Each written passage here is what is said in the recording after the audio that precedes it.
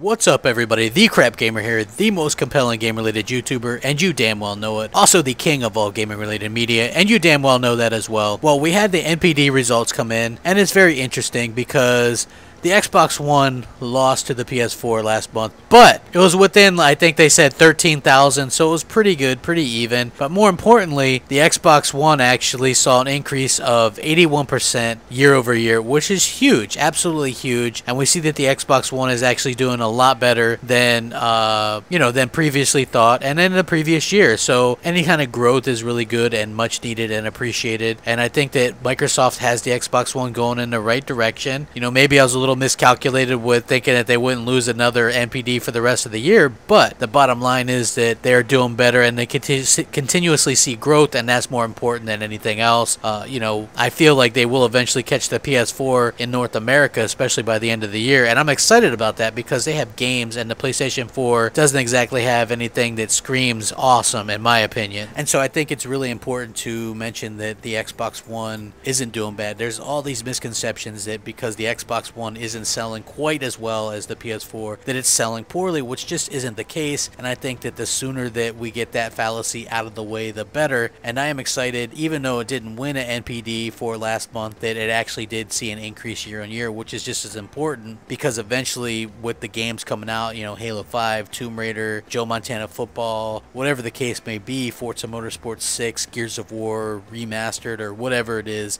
they're setting themselves up for a really big holiday and a really big rest of the year, and I think that that's going to do well for everybody. I don't know if counting Sony out either, but I just think that Microsoft really has a lot of the momentum going into E3, where you're going to see a lot of surprises, then going into Gamescom, where Sony isn't even going to be there, so all eyes are on you, and we already know that they're going to do world premieres of Scalebound and Crackdown, and people are going to be very excited to see that, and Sony's not even going to be there, so you have all the attention. And I think that's going to be really great for the Xbox One. And, probably a lot of people didn't expect me to do a video on this. I just wanted to cover it real quick. I'm very excited for, Xbox One, where it goes. I don't really care. I've been honest about this. The whole sales thing doesn't affect me. I only talk about Xbox One sales, maybe to troll a bit, because it pisses off the Sony fanboys. At the end of the day, the sales mean absolutely nothing to me because Sony can win sales all day long, and that doesn't put games in my PS4 because there is no game called sales.